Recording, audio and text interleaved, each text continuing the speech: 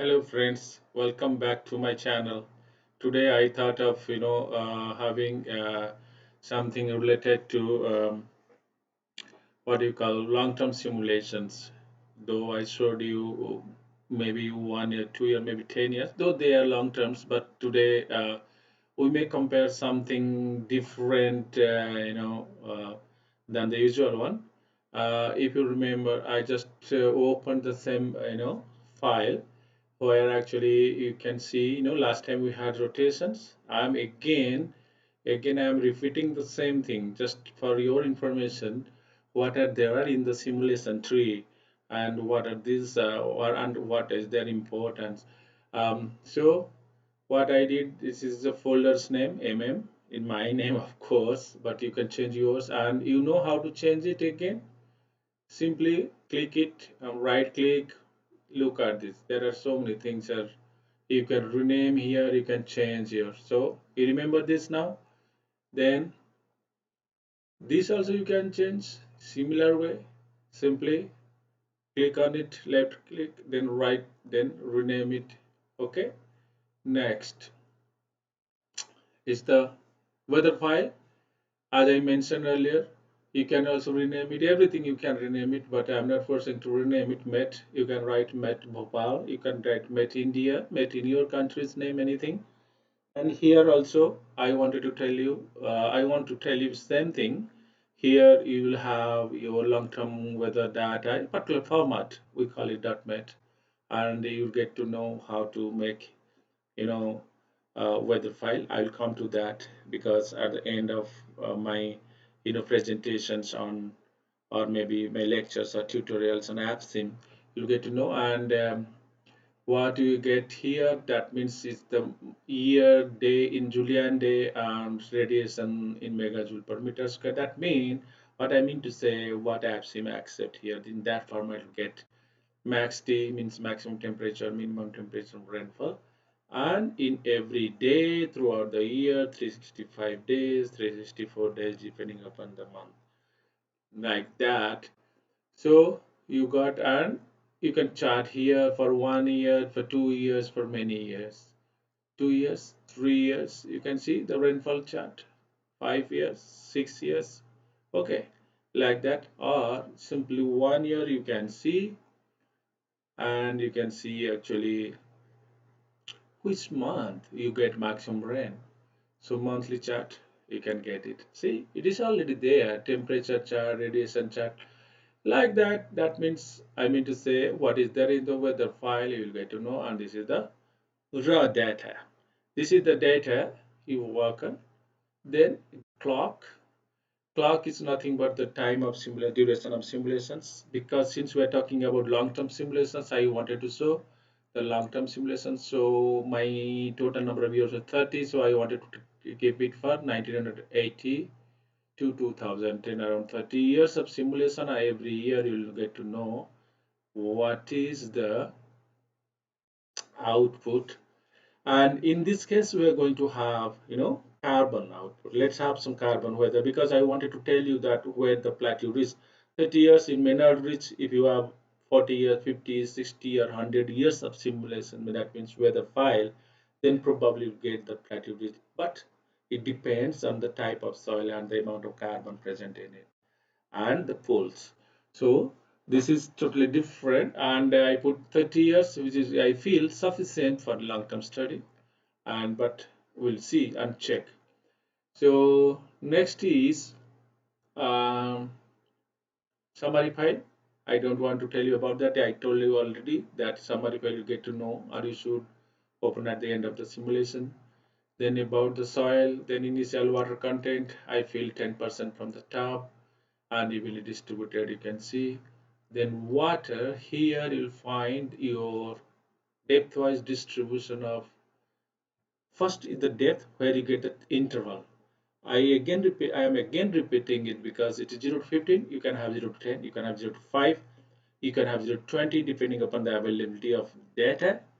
And this is editable. You can change it from here, simply clicking it, delete it, you can rename it. You can put your own data here. And if your profile depth is 60 to 90 centimeter, 1 meter, you can delete the rest of the things. If it is 1.5 meter, then you can delete the rest of this. And what I wanted to tell you that you can bring from here, from the soil, from this place, and you can bring those any type of soil already in APSIM format. You can put it back here. But but here we have already soils here. There are so many soils. Look at this from the toolbox from Australia. These are the some of the soils from Bangladesh, from Indonesia, South Africa, US, and from Africa. So in because since AppSim is developed in Australia, so you'll have so many value data points from Australia. So otherwise, you can change the name here. You can rename it the soil from India, soil from any part, water. Then you can change these values according to your experimental data or the from the review of literature from yourself or daily published database. And all those things will have a separate time. What are those plantable water cups? How to calculate? What is scale? What is XF? So is the available water per day. XF is the root impedance factor. So when you put it to 1, that means there is no impedance to root growth. Root growths are not limited, but I put it 0 here means there is no further root development or growth in that. The root penetrations are not there beyond this depth. And if you can put 0.5, it means we are giving 50% restriction. 0.75 is means 70%. You are allowing 25% restriction to the root growth.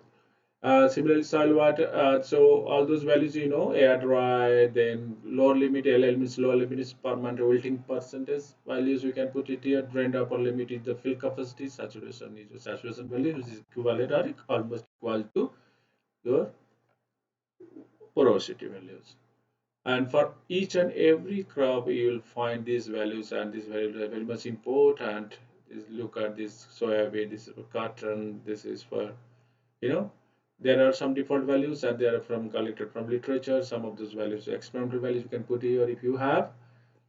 Then soil water constant and soil organic matter. See here you can put your organic carbon content. I put the organic 0.5% according to the Indian soils, but you can have your own. And this fractionations are important according to your values, your pool structure. You can soil organic carbon pools. You can find the inert material, the fresh biomass carbon, then automatically then humus fraction, all those things will be calculated. You can check it from the pool's values, and accordingly it will model will estimate rest of the things.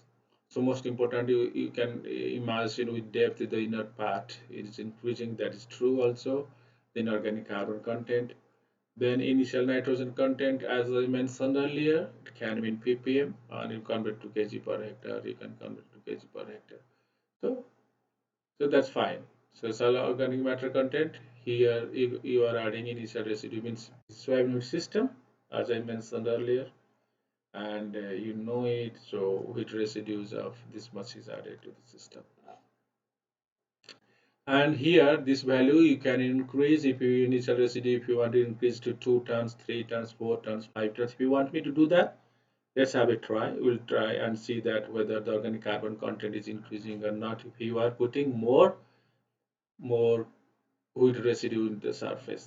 We'll see that, but first we'll do what? We'll run this one and see the long-term values. Then we can change these values and make 2, 3, 4 simulations and see whether the organic carbon content is increasing or decreasing. So this is for wheat, the initial value where bring the, get the varieties, and we recall those varieties and we put in the manager folder. Similarly, for soybean also you have any file, and any file will have the varietal characteristics in it, built in it, and they're all calibrated, and the coefficients are generated from your experiments or generated elsewhere outside of your country or in the world or in a particular country. So in the management folder you will have sowing. I told you three things you have to remember. If it is a rain-fed crop, definitely there is a sowing, and there is harvesting, and there is application of fertilizer or nutrient. that is nitrogen. These three things will for rainfed crop. For irrigated one, sowing, then sowing at irrigation, then harvesting is common, then irrigation, another irrigation where you go for 3 to 4 irrigations, so you have to bring that. Then fertilizer application, whether going for one-time application at the time of sowing or split 2 3, you can do that. That is not the case. So you can see that fertilizer at sowing, this is for wheat. I'll look at this how much fertilizer you have added, and it's 120 kg nitrogen, so 60 kg in the form of urea nitrogen. And sowing on a fixed date, so we fixed it 15 November or something like. You just look at those some of those parameters we have. You need to change according to your plant density. You can make it to 180, 120. It is up to you depending upon your experimentation, sowing depth, then your variety. So many varieties. Just I put the Indian one here, already calibrated and validated for our condition. Then these values 225 millimeter means 22.5 centimeters. So you can change this one also. Harvesting, then harvesting of wheat definitely yes. Then irrigation. Apart from irrigation, and when we start sowing, we have given the irrigation. Then irrigation on dates, so another 4 irrigations. So one pre-sowing plus post-sowing 4. 1 plus 4, you can say total 5. But pre-sowing is must. Without this, it's not possible to sow in natural condition also fail. Unless otherwise, the field is enough wet or there was heavy rain prior to sowing and enough moisture on the surface soil to sow your crop.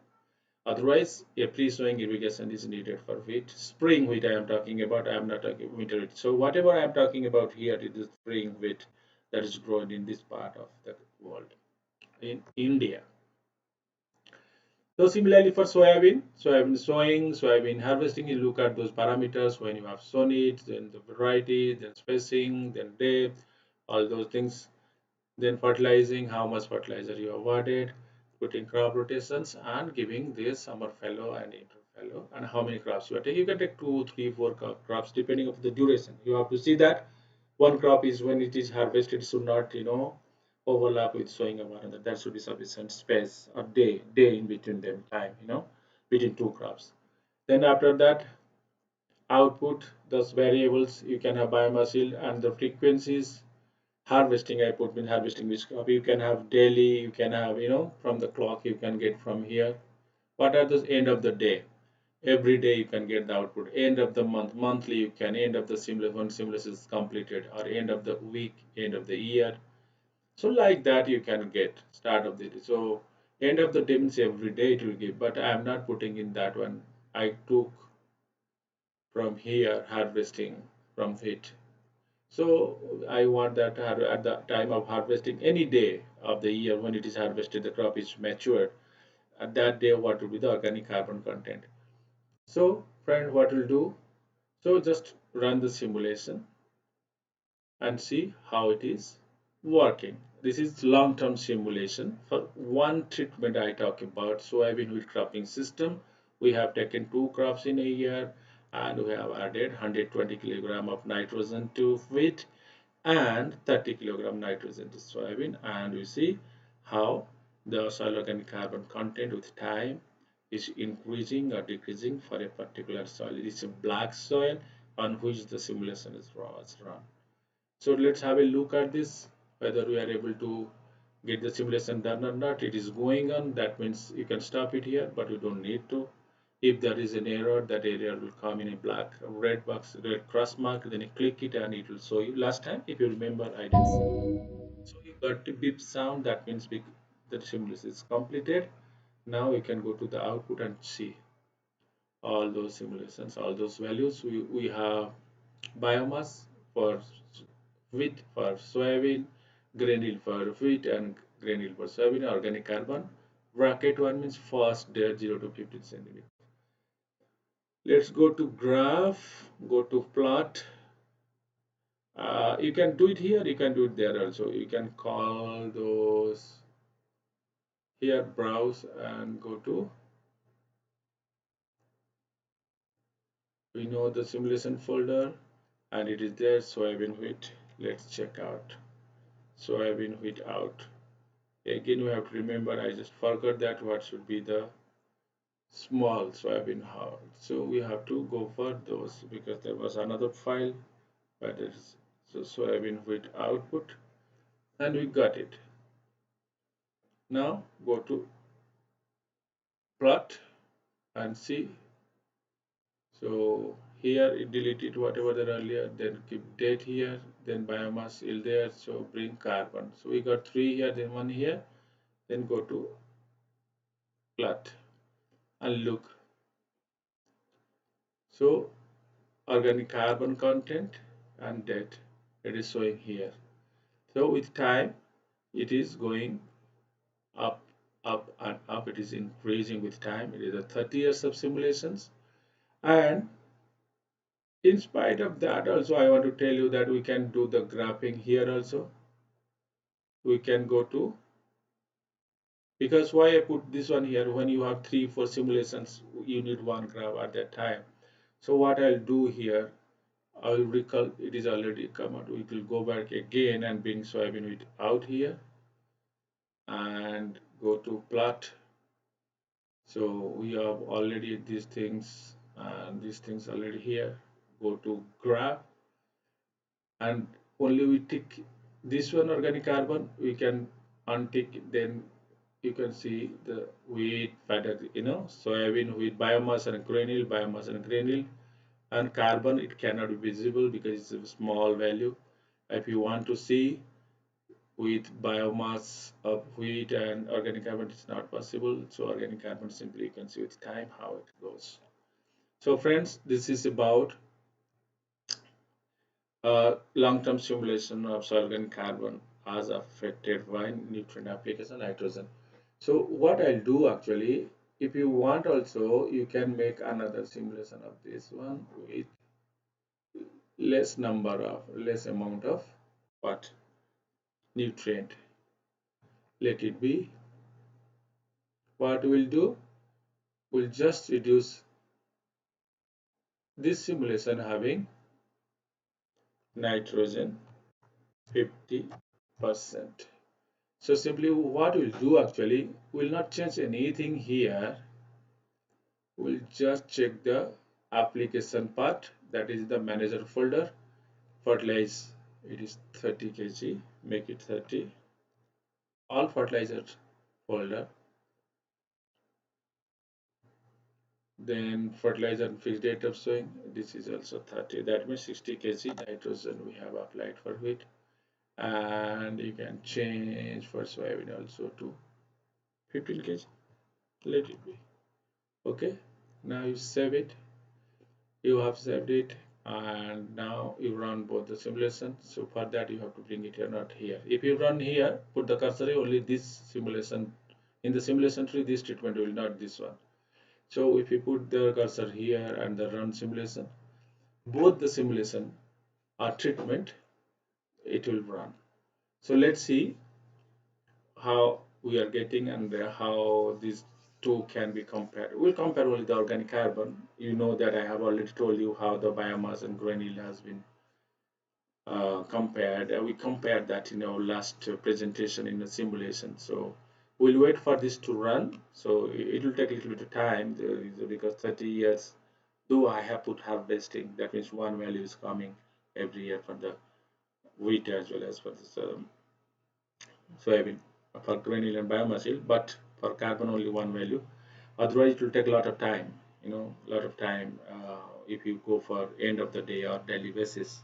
So it will take a lot of time for simulation because 365 days value will come from 1 year, then 365 days so now we got this. So what we'll do, we'll go to the graph and go to the plot and browse it. So we have two output here. So I will hit out and 50%. Remember how to bring both the two. Click on one, then click on other with control, then open it and look at this. Both has come. So now what will go to the plot? We need this one. We don't need this biomass. We don't need. If you want, we can compare. Okay, let it be. Let it be. If you want to compare only organic carbon, let's compare this one. And but let be all here. So now we cannot have two organic carbon. So we got this, we go to plot, and we need two only when you compare the organic carbon. Let's see how it worked. Look at this when the organic carbon, when the long-term application of nitrogen rates on soil organic carbon concentration, the top surface of the soil, and you'll find that with time, with the reduction in nitrogen application, the organic carbon concentration has decreased, and it will go on like that only. And if you want to compare the yield, let's have biomass yield. Okay, let's compare these two with grain yield, 50%. So it has come like that. So friends, this is about the long-term application, long-term simulation, how to go about this. I mean to say that, it is nothing so great to hide anything here. Only thing is that in your output, you can, the variables, you can bring from here, from the soil. Suppose you want to do, there are n number of parameters that can be put here and you can check it. So you can bring ammonium nitrate content concentration, nitrification, organic carbon pools, anything, whatever you can see from here, from the soil. But from the surface organic matter, you can see how much, things are there. You can bring it, drop it here for soybean. These are all biomass, the biomass nitrogen.